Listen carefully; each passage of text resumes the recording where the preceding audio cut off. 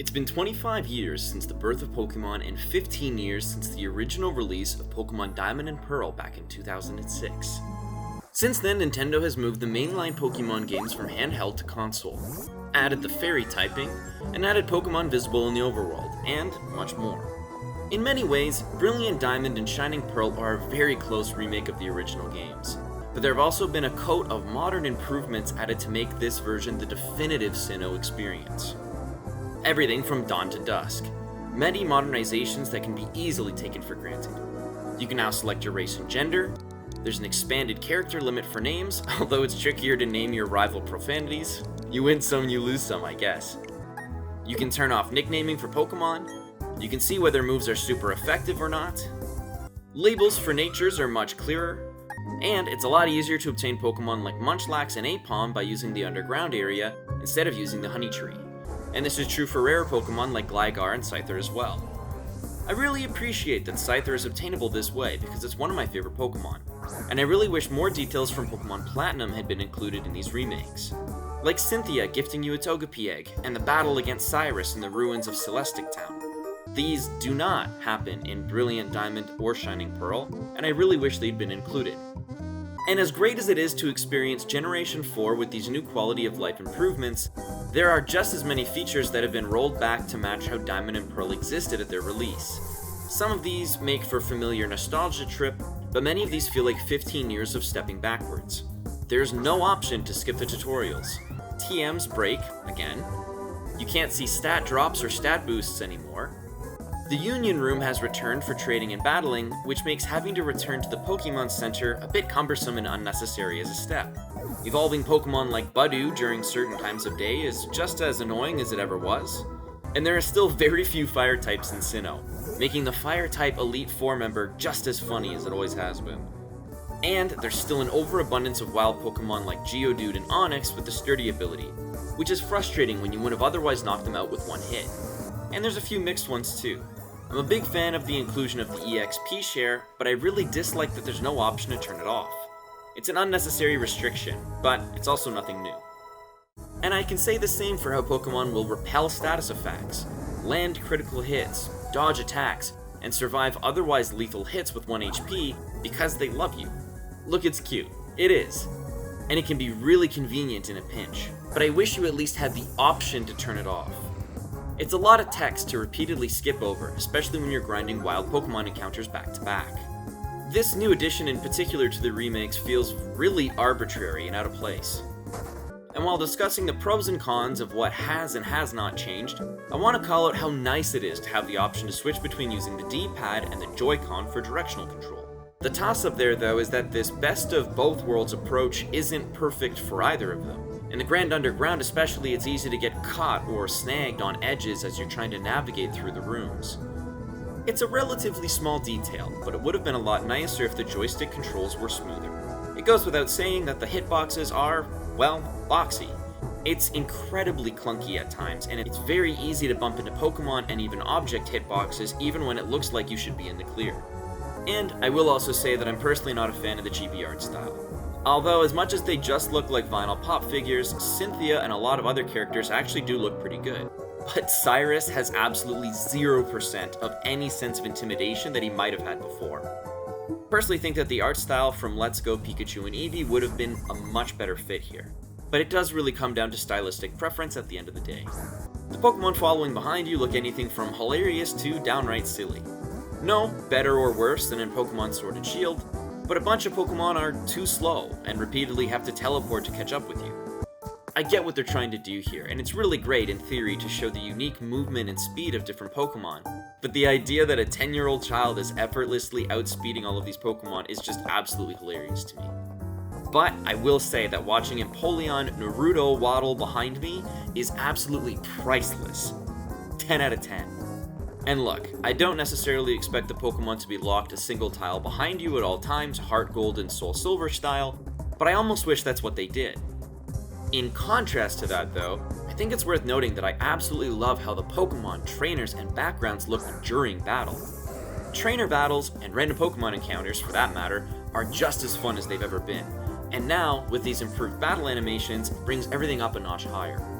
Sometimes trainers look a little bit pixelated on the full screen from time to time, but overall, they look really good. And some of the unique trainers like gym leaders and the Elite Four members look downright great, with interesting and unique facial expressions and body language.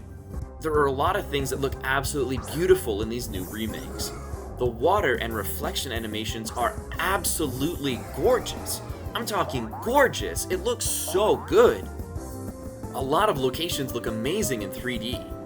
The first time I noticed this was with the coal mine in Orberg. It might just be the smaller details in watching the piles of coal truck on by, but I was literally caught off guard by how beautiful it looks when I saw it the first time. And I can say the same for the fly hidden machine animation too. The way Star Raptor comes and whisks you away into the sky looks absolutely fantastic. And the augmentation of HMs overall themselves is a wonderful improvement to the game. It still allows trainers to roam around the region with various unique moves just like they did in the originals, but without having to have any of them take up any move slots for any of your Pokemon team. And being able to see Pokemon in the overworld, even if it's only in the underworld, pardon the pun, is still my favorite aspect of any Pokemon game since this feature was introduced in Pokemon Let's Go. And I'm thrilled to see its inclusion again here. Gaining experience in the underground and encountering new and rare Pokemon, especially so early in the game, is actually a really nice improvement from the original. I don't like that some Pokemon only appear once you have a certain number of badges. This was the most notable for me for Gible and Togepi. If you're not past a certain gym, and if you're not online with another player who has a base and is boosting a certain typing, then good luck finding the rare Pokemon you're searching for. It is just as frustrating as it has ever been to obtain many of the new Pokemon introduced in Diamond and Pearl. Many of the extended evolution Pokemon especially require trading with a friend, can only be obtained after the postgame, or both. That means that if you had any interest in running Tangrowth, Probopass, Yanmega, Gliscor, Porygon Z, Weavile, Leafeon, Glaceon, or Rotom on your team prior to defeating the Elite Four, then you're gonna be out of luck. And even then, you'll still need a friend with the other version of the game to trade with to catch them all. Easy as 1, 2, 3, am I right? Although it's not all bad news. Thankfully, you can still get Gallade, Roserade, Frostlass, Togekiss, and many other new Pokemon before the Elite Four. Although you may still have to choose between Gallade and Frostlass, as well as between Togekiss and Roserade, at least until you get a second of each of the evolutionary stones. The addition of the fairy typing alone actually remixes this game a lot, and the inclusion of the fairy typing also implicitly nerfs Dragon, Dark, and Fighting that can't react to this change. Spiritomb is no longer weaklessness, and it's wonderful to see Generation 4 Togekiss shine with its fairy flying typing. With immunities to both Ground and Dragon, it would come in as a much needed counter to Cynthia's Garchomp, if not for a Garchomp grabbing more coverage moves to accommodate. And Steel no longer resists Dark, so mixed Psychic type Pokemon like Bronzong are now weak to Dark instead of just taking neutral damage. Heatran, Regigigas, Giratina, and Cresselia all make a return as post-game encounters. Notable to mention that Shaman, Darkrai, and Arceus are all currently unavailable. Hopefully they're included in a free update or event in the future and not as paid DLC. And I also want to mention that Manaphy is currently available for free as a mystery gift, but only for the first 4 months that the game is out. It really doesn't affect me personally at the end of the day, because I got the game on day 1, but it's still pretty annoying in my opinion.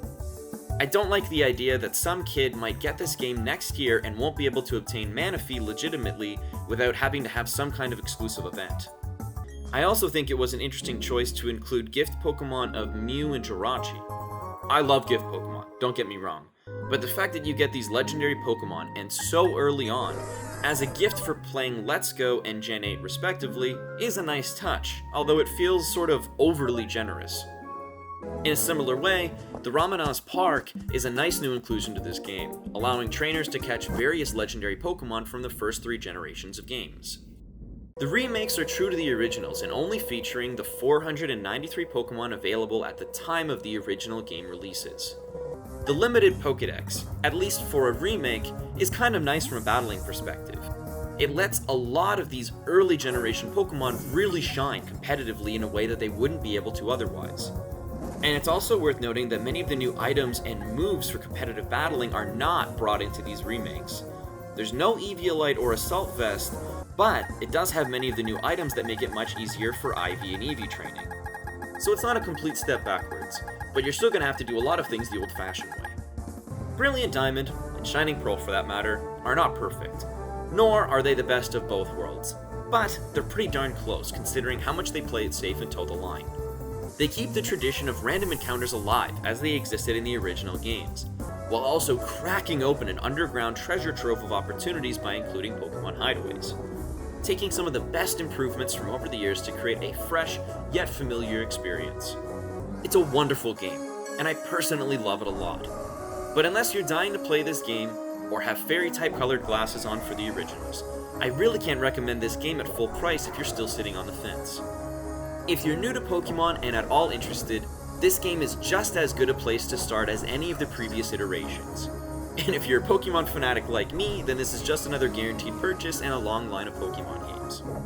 Alright, that's my review for Pokémon Brilliant Diamond and Shining Pearl. Please like the video, subscribe to my channel, and I hope I see you again in the next video.